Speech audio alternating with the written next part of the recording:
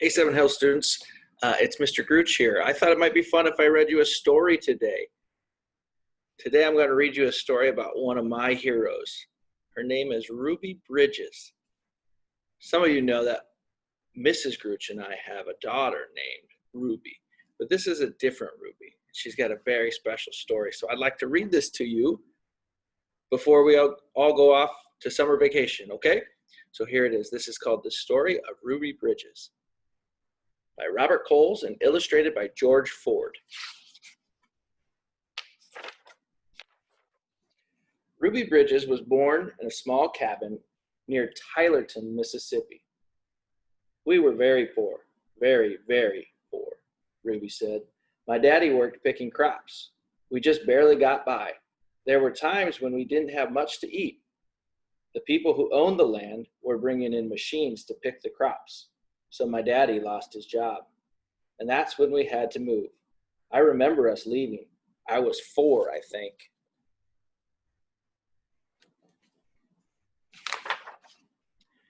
In 1957, the family moved to New Orleans. Ruby's father became a janitor. Her mother took care of the children during the day. After they were tucked in bed, Ruby's mother went to work scrubbing floors in a bank. Every Sunday, the family went to church.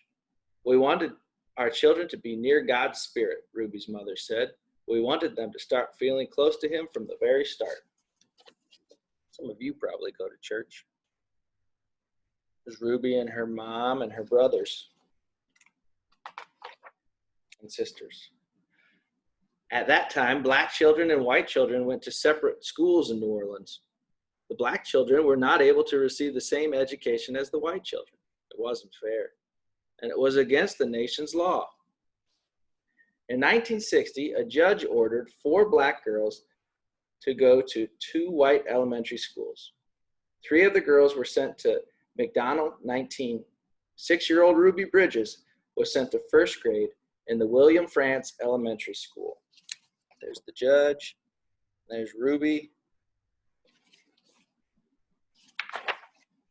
Ruby's parents were proud that their daughter had been chosen to take part in an important event in American history. They went to church. We sat there and prayed to God, Ruby's mother said, that we'd all be strong and we'd have courage and we'd get through any trouble. And Ruby would be a good girl. And she'd hold her head up high and be a credit to her own people and a credit to all the American people. We prayed long and we prayed hard. That's her mom speaking. See them at church? It's important to them. On Ruby's first day, a large crowd of angry white people gathered outside France's elementary school. The people carried signs that said they didn't want black children in a white school. People called Ruby names. Some wanted to hurt her. The city and state police did not help Ruby. The President of the United States ordered federal marshals to walk with Ruby into the school building. The marshals carried guns. Let's see that angry group of people, and then the federal guards. That's a type of police officer. They escorted her into her first day of school. Every day for weeks, that turned into months, Ruby experienced that kind of school day. She walked to France's school surrounded by marshals, wearing a clean dress and a bow in her hair and carrying her lunch pail. Ruby walked slowly for the first few blocks. As Ruby approached the school, she saw a crowd of people marching up and down the street. Men and women shouted at her. They pushed towards her. The marshals kept them from Ruby by threatening to arrest them. Ruby would hurry through the crowd and not say a word. It'd be scary, huh?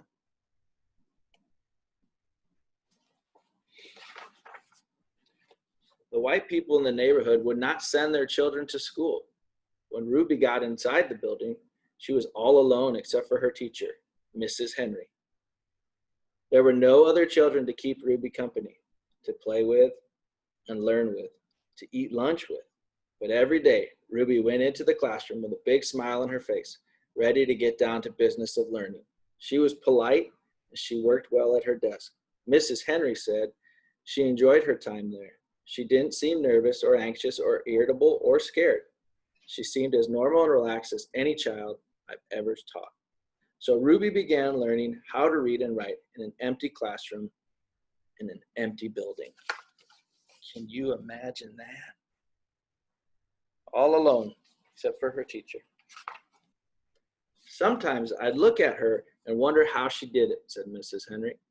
How she went by those mobs and sat here all by herself and yet seemed so relaxed and comfortable. Mrs. Henry would question Ruby in order to find out if the girl was really nervous and afraid, even though she seemed so calm and confident. But Ruby kept saying she was doing fine. The teacher decided to wait and see if Ruby would keep on being so relaxed and hopeful, or if she'd gradually begin to wear down, or even decide that she no longer wanted to go to school. There's Ruby and her teacher. Then one morning, something happened. Mrs. Henry stood by a window in her classroom, as she usually did, watching Ruby walk toward the school. Suddenly, Ruby stopped, right in front of a mob of howling and screaming people. She stood there, facing all those men and women. She seemed to be talking to them.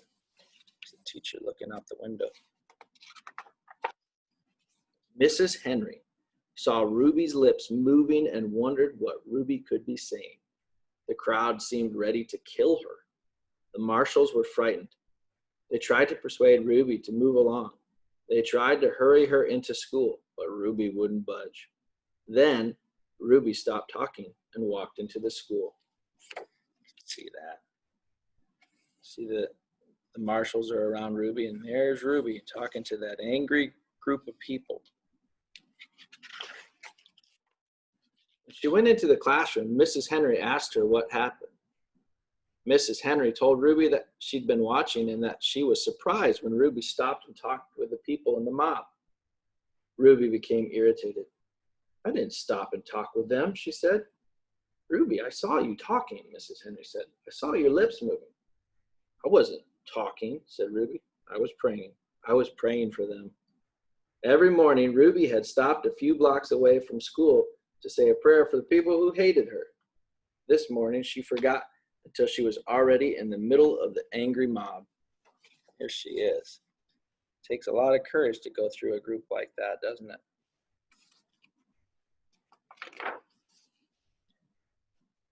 When school was over for the day, Ruby hurried through the mob as usual.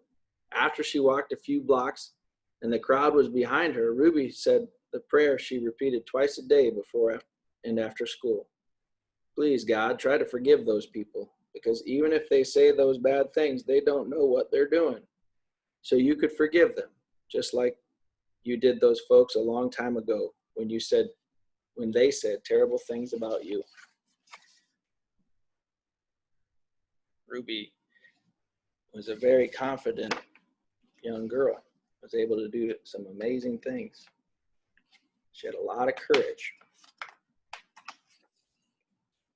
That's the end of the story, but I want to tell you what happens after that. So for a long time, she went to school all by herself, just with her teacher, the entire building, one student.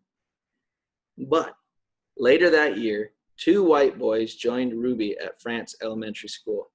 Their parents were tired of seeing the boys get into mischief around the house when they could have been in school and learning. The mob became very angry when the first white boys went back to school, but those boys were soon joined by other children. We've been sitting back and letting our children get cheated out of an education because some people have tried to take the law into their own hands, one parent said. It's time for us to fight for the side of the law and for our children's right to go to school and get their education. They all did get their education, Ruby and a growing number of boys and girls who went to school with her. By the time Ruby was in 2nd grade, the mobs had given up their struggle to scare Ruby and defeat the federal judge's order that New Orleans schools be desegregated so that children of all races might be in the same classroom. Year after year, Ruby went to France school. She graduated from it and went on to graduate from high school. Ruby Bridges is married to a building contractor and has 4 sons who attend school within New Orleans public schools. Now a successful businesswoman, she created the Ruby Bridges Educational Foundation for the purpose of increasing parental involvement in schools. And before I go, there's one more thing here I'd like to share. This is from Ruby's mom. Ruby's mom said this: "Our Ruby taught us a lot. She became someone who helped change our country. She was part of history. Just like generals and presidents are all part of history.